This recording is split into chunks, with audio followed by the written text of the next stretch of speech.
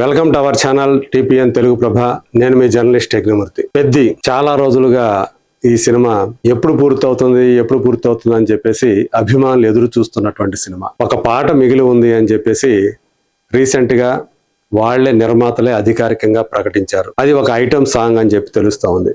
మరి ఇప్పుడు చూస్తే మనం పెద్ది ఐటమ్ గార్ల్ అని చెప్పి సంయుక్త మీనన్ ఫోటో చూపిస్తూ ఉన్నాం. సో నిజంగా ఆమె ఈ సినిమాలో ఆ ఐటమ్ సాంగ్ లో చేస్తుందా అంటే అవుననే చెప్తున్నాయి. మనకి అందుతున్నటువంటి సమాచారం, ఆ సోర్సెస్ తెలియజేస్తూ ఉన్నాయి. సంయుక్త మీనన్ ఆ మధ్య అఖండ 2 సినిమాలో జాజికాయ పాటలో ఎట్లా గ్లామర్ గా కనిపించి మెప్పించిందో మనం అందరం చూసాం. అంతకుముందు ఎప్పుడు కూడా ఆమె అంత గ్లామరస్ గా అంత ఒక మాస్ సాంగ్ లో కనిపించలేదు సంయుక్త మీనన్. ఆమె ఎక్కువగా భావోద్వేగపరమైనటువంటి సినిమాలు ఎక్కువగా చేసింది. ఎక్కువగా అలా మాస్ సాంగ్స్ ఆమె కనిపించాల. చాలా క్లాసిక్ సాంగ్స్ లోనే ఆమె నటిస్తూ వచ్చింది. అలాంటిది జాజికాయ సాంగ్ ఒక్కసారిగా ఆమె మీద దృక్పథాన్ని మార్చుకున్నట్లు చేసింది. పర్స్పెక్టివ్ మారిపోయింది. ఆమెను చూసే విధానం దర్శక నిర్మాతల్లో మారింది అని చెప్తున్నారు.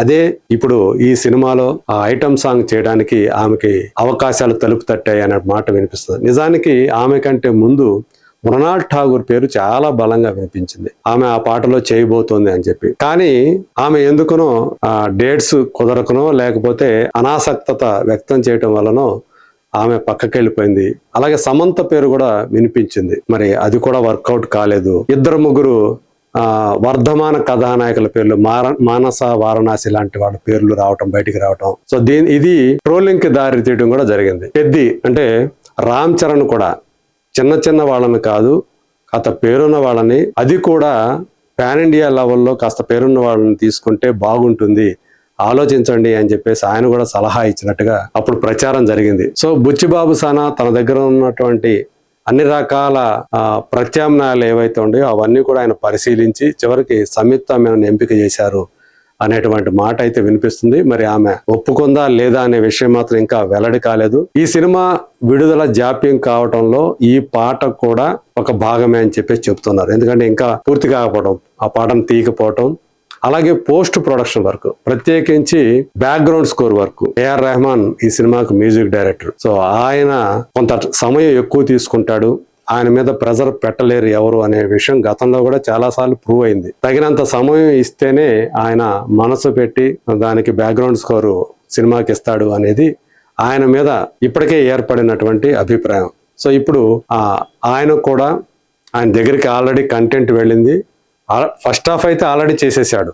సెకండ్ హాఫ్ కి సంబంధించినటువంటి కంటెంట్ కూడా ఇప్పుడు ఆయన దగ్గరికి వెళ్ళిపోయింది అని చెప్పేసి మనకు తెలుస్తోంది. ఏదేమైనా మే 2 లేదా 3వ వారం కల్లా ఈ సినిమా అన్ని పనులు పూర్తి చేసుకొని ఫస్ట్ కాపీ తోటి రెడీ అవుతుంది అని మనకు అందుతున్నటువంటి సమాచారం. సో ఇప్పుడైనా అనుకున్నట్లుగా జరిగితేనే అది సాధ్యమవుతుంది. మరి ఈ సినిమా మీద రామ్ చరణ్ అభిమానులే కాకుండా ఇండస్ట్రీ వర్గాల వాళ్ళు కూడా చాలా ఆశలు పెట్టుకుని ఉన్నారు. ఎందుకంటే సంక్రాంతి సీజన్ తర్వాత తెలుగు చిత్ర పరిశ్రమ పరిస్థితి బాక్స్ ఆఫీస్ దగ్గర అగమ్య గోచరంగా మారిపోయింది అని చెప్పేసి చెప్తున్నారు. సరైనటువంటి విజయాలు లేక వచ్చిన సినిమా వచ్చినట్లే టపా కట్టేయటం, కేవలం నాన్ థియేట్రికల్ రైట్స్ ఏవైతే ఉన్నాయో అవే కొంత ఊరటనిస్తూ ఉండటం. ఇప్పుడు చూస్తే ఆ ఓటీటీ ప్లాట్ఫామ్స్ కూడా చితకా సినిమాలను కొనకపోవటం, మిడ్ రేంజ్ సినిమాలను కూడా చాలా తక్కువ ధరకి కోట్ చేయటం, ఇదంతా కూడా ఒక్కసారిగా ఏం చేయాలో పాలుపోని పరిస్థితుల్లోకి నిర్మాతలు వెళ్ళిపోతున్నారు. అందుగురించే చాలా మంది నిర్మాతలు ఒక సినిమా చేసి 2వ సినిమా చేయాలంటే భయపడిపోతున్న పరిస్థితి కనిపిస్తోంది. కొత్తగా ఎంటర్ అయ్యి చిత్రసీమలోకి నిర్మాతగా ఒక సినిమా చేశాక వాళ్ళకి ఆ ఎక్స్పీరియన్స్ వచ్చేసి పరిస్థితి ఏంటి వాస్తవం తెలిసి ఇక 2వ సినిమా వద్దు బాబు అనుకొని మళ్ళీ తమ మునుపటి వ్యాపారాల్లోకి వెళ్ళిపోతున్నటువంటి పరిస్థితి కనిపిస్తుంది అని చెప్పేసి నిపుణులందరూ కూడా చెప్తున్నటువంటి మాట. మరి ఇది కొత్త నిర్మాతలే కాదు, పేరు పొందినటువంటి బడా నిర్మాతలు అనేక మంది వాళ్ళ సినిమాలు చేయకపోవటానికి ఇదే కారణంగా కనిపిస్తూ ఉంది. కొంతమంది అయితే బాగా పేరు పొందినటువంటి బ్యానర్ల నిర్మాతలు కూడా ఆచితూచి బడ్జెట్ విషయంలో ఇప్పుడు నిర్ణయాలు తీసుకోవాల్సినటువంటి పరిస్థితి. ఎందుకంటే ఓటీటీ మార్కెట్ పడిపోవటం, దానికి తోడు ఈ నిర్మాణ వ్యయాలనేవి అంత ముందుతో పోలిస్తే చాలా భారీగా పెరిగిపోయాయి.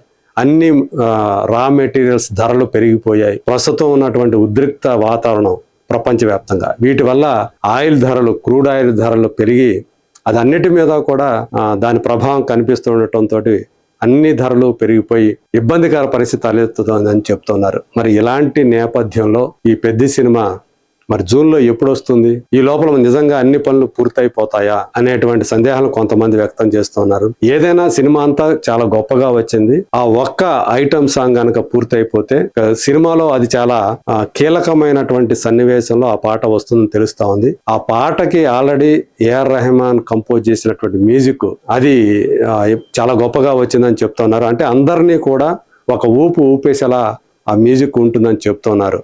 మరి సంయుక్త మేనన్ అందులో నటించడం ఖాయమైతే మరి అందులో పెద్ది కూడా ఉంటాడు. అంటే రామ్ చరణ్ కూడా ఆ పాటలో ఉంటాడా, లేకపోతే ఆమె మాత్రమే కనిపిస్తుందా? సో ఈ వివరాలన్నీ కూడా మనకి ఆ పాట షూటింగ్ మొదలైన తర్వాత తెలుస్తుంది. సో అంతవరకు అది ఎప్పుడు మొదలవుతుంది ఏంటి అనే విషయాలు మళ్ళీ మనం మాట్లాడుకుందాం. అంతవరకు let us wait and see.